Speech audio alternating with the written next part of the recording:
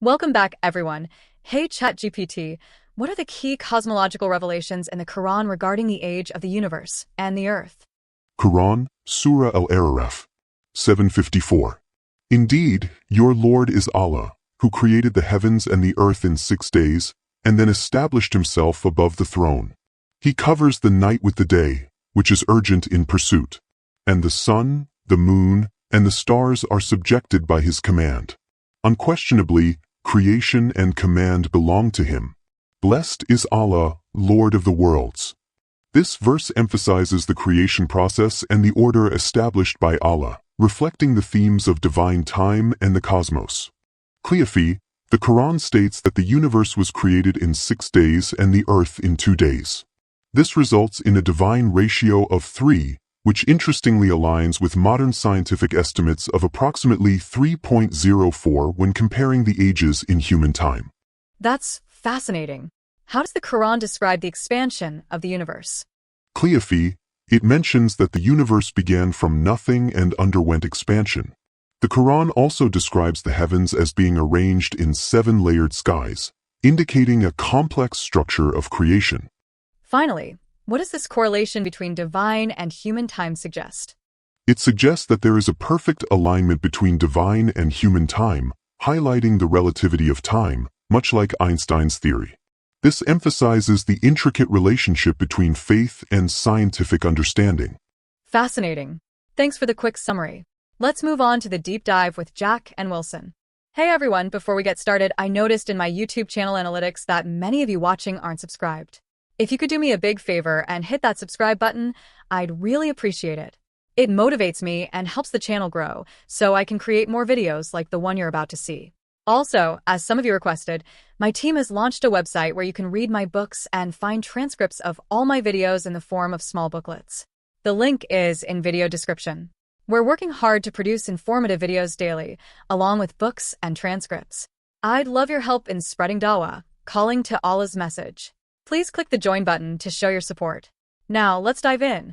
Have you ever wondered, if ancient religious texts and modern science could be talking about the same things? Today's deep dive is going to blow your mind. Okay. We're looking at the Quran and some surprising connections to cosmology, the study of the universe. Yeah, that's a fascinating idea. I mean, we often think of those two things as being completely separate. Right. But maybe there are some overlaps we haven't even thought about. Totally. We're diving into some excerpts from an academic paper called Quran and Cosmic Age, a Harmonious Ratio. Okay. And it suggests that the Quran might actually have some insights that match up with what science is just now figuring out about the edge and expansion of the universe. It's definitely important to be open-minded, but also critical when we look at this stuff. For sure, for sure. We're not trying to prove anything here. Right. We just want to explore these connections and see where they lead us. Okay, so the Quran mentions that the universe was created in 6 days. But it also says that these days could actually be much longer periods from a divine perspective. Right. What do you think about that? Well, this is where it gets really interesting. It suggests that the Quran is working with a whole different idea of time than we are. Like a cosmic time. Yeah, exactly. We think in terms of human years, but the Quran is hinting at a concept of time that's so vast, it's almost impossible for us to really grasp. It's like comparing the lifespan of a mayfly to the age of a giant sequoia tree. I mean, their experiences of time are totally different. That's a great analogy. Thanks. And it's actually something that modern physics grapples with too, Yeah. When you think about the huge timescales involved in cosmology. Right. Or the weird time-bending effects in quantum mechanics. So we could be talking about a point where ancient ideas and modern physics actually meet. It's possible. And the paper goes on to point out some, numerical stuff that really caught my attention. Go on, go on. The Quran says that the universe is 3 times older than the Earth. And get this, scientists have calculated the ratio of the universe's age, which is about 13.77 billion years to the Earth's age, which is about 4.55 billion years. Right. And guess what they came up with? What? Roughly 3.03. Oh, wow. That's really close. It makes you wonder how an ancient text could be so accurate. It's not just a random guess, is it? Right.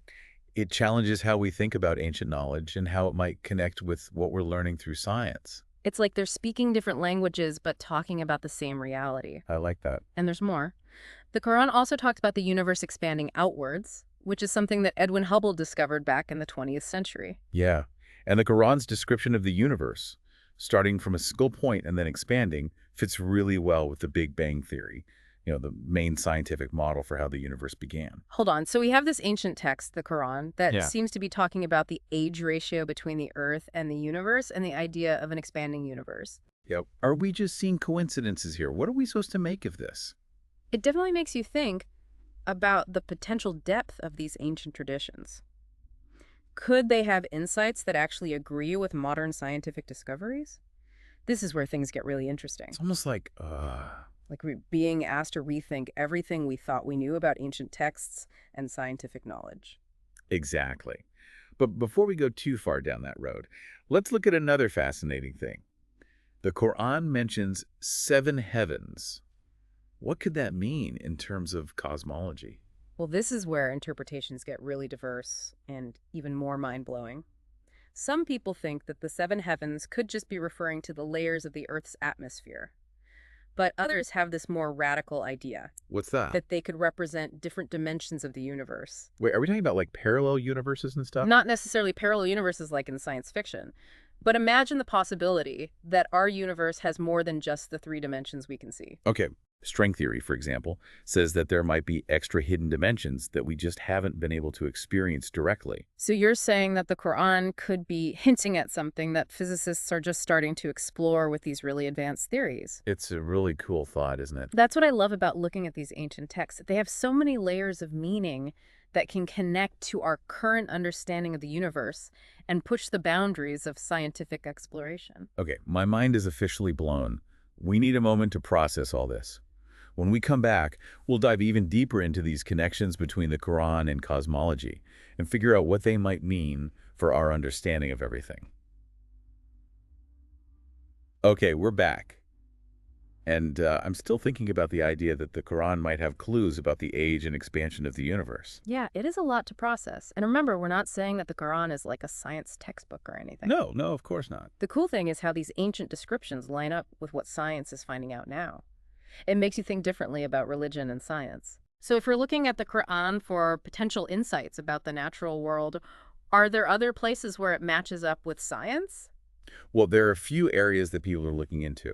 For instance, the Quran talks about how night and day are created and how the celestial bodies move. It's like it shows an awareness of this cosmic order. Like how the sun and the moon have their own paths. Exactly. These verses are written poetically, Mm-hmm. but they seem to echo what science knows about how things move in space, like how planets, stars, and even galaxies follow these predictable patterns because of gravity. So it's not just about finding exact scientific facts in the Quran, right? Right. It's more about the overall idea that the Quran sees this order in the universe, this like cosmic dance that science is revealing. You got it. And it actually connects to a really important idea in the Quran, reflecting on the science of creation. Ooh, that's interesting. The Quran encourages people to observe and think about the natural world as a way to connect with the divine. It's like the Quran is saying, hey, look at the amazing universe. There's a deeper meaning here. And science is saying, okay, let's figure out how it all works. I like that. They're coming at it from different sides, but both are trying to understand the universe. This conversation is really changing how I see things. I used to think science and religion were like totally opposite, but now I see that they might have more in common than we realize. They're both ways of exploring and asking questions, each with their own methods, but both are trying to understand the universe we live in. That's a deep thought, and it reminds me of something else. The Quran really values knowledge. It says that it's a human duty to explore, to ask questions, and to search for wisdom from everywhere, including the natural world. So it's not just about what specific science ideas might be in the Quran. Right. It's more about this emphasis on learning and discovery, which is what science is all about. Absolutely. Yeah. The Quran encourages a mindset that is open to new information, questioning what you think you know, and trying to understand things through observation and deep thinking. It wants us to be lifelong learners, always expanding what we know and how we see things. It makes me think about those amazing Islamic scholars from centuries ago who made all those astronomical observations. Oh, yeah. They were pioneers in figuring out the stars and the movements of celestial bodies. Totally. Their work was super important for a lot of the astronomical discoveries that came after. It shows how the Quran encouraged scientific exploration. I'm really enjoying this new way of looking at things. Instead of seeing these big walls between science and religion, we're seeing that there's common ground, like a shared curiosity about the universe and our place in it. That's a key point. What if we started thinking about the Quran not just as a religious text, but as something that could inspire scientific inquiry? What new things might we discover? Tell me more. What else could we find if we look at ancient texts this way? There's a lot of interest in how the Quran describes natural events like the water cycle, mountains forming, or how animals behave. Some scientists are even looking for connections with modern science in these areas. Wait, are you saying there might be even more links between the Quran and science that we haven't even thought of yet? That's totally possible. That's what's so amazing about this kind of exploration that combines different fields. It's a never-ending journey of discovery and conversation. It makes us realize how much we don't know, both from ancient wisdom and modern science. This is so cool. It feels like we're on the edge of a whole new way of understanding the world and the universe. It's all about broadening our thinking and realizing that knowledge can come from all sorts of places. We can learn from the past and the present, from religious ideas and scientific research, as we keep trying to figure out the universe and our place within it. This is mind-blowing. Okay, before we get lost in all the possibilities, let's get back to our main topic. What's the main thing you want our listeners to remember about the Quran and cosmology? The most important takeaway is that the Quran, while it's a religious text, includes descriptions of the universe that actually fit with some parts of our modern scientific understanding of the cosmos. Right. This brings up some big questions about the relationship between faith, logic, and how our understanding of the universe is always evolving.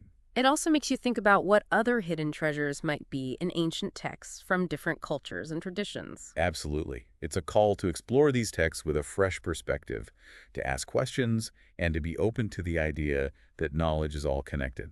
I'm already feeling inspired to do some more digging. Okay, we need to pause here for a bit. But when we come back, we'll finish up our deep dive into the Quran and cosmology and talk about what it all means for how we understand the universe.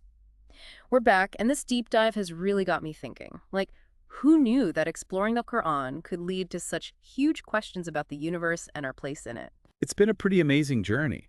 I think it shows how powerful it can be to explore things from different angles.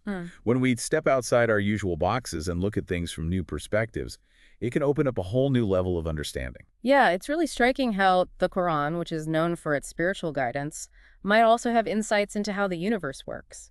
Makes you wonder if we've been too quick to separate science and religion, Like, they have to be totally different things. I think you're right. Maybe if we start seeing them as working together, each with its own way of knowing, we can get a much fuller picture of the universe and where we fit in.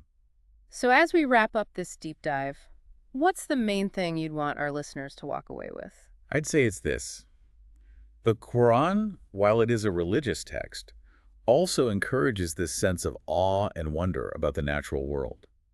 And that really connects with the heart of science, which is all about curiosity and figuring out the mysteries of the universe. It's like both the Quran and cosmology are saying, look up at the night sky, think about how vast it is, and realize that we're part of something much bigger than ourselves. Exactly. And that feeling of wonder can drive both scientific exploration and spiritual reflection. It's funny. I used to think of science and religion as like fighting each other, but now I'm starting to see them as different paths going up the same mountain, each giving a different view of the top, understanding the universe and our role in it. That's a beautiful way to put it. Maybe by valuing both the scientific and spiritual viewpoints, we can get a richer, more complete picture of the universe. So where do we go from here? Should we all start studying ancient religious texts like scientists? Should scientists be getting ideas from spiritual traditions? I think the most important thing is to be open and curious. We should be willing to explore ideas from anywhere, to challenge what we think we know, and to realize that knowledge can pop up in the most unexpected places. It's all about embracing the adventure of learning, right? Who knows what amazing connections and insights are out there waiting to be discovered if we just step outside our comfort zones and let ourselves be surprised by the universe and all its wonders. You said it perfectly, and for me, that's the most beautiful part of all this. It's a journey that never really ends.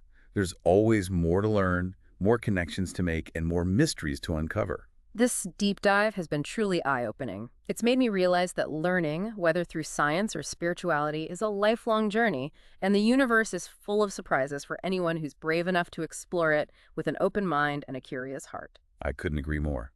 And to our listeners, we encourage you to continue this exploration, Delve deeper into the Quran, delve deeper into cosmology, and see where your own curiosity leads you. The universe is waiting to be discovered. Thank you for joining us for today's podcast. I hope you've gained some valuable insights. If you're a truth seeker, yearning for divine light and ready to step out of darkness, now is your moment. The truth is that Allah is the one and only creator of the universe. He has sent over 124,000 messengers and prophets to guide humanity, starting with Adam and culminating with the final messenger, Prophet Muhammad, peace be upon them all. If you resonate with this message, you might be ready to embrace Islam. Simply recite the Shahada, the Islamic declaration of faith. For further support, feel free to join our WhatsApp group. You can send us a private message there. The link is in the video description. Don't wait until it's too late. We look forward to connecting with you soon.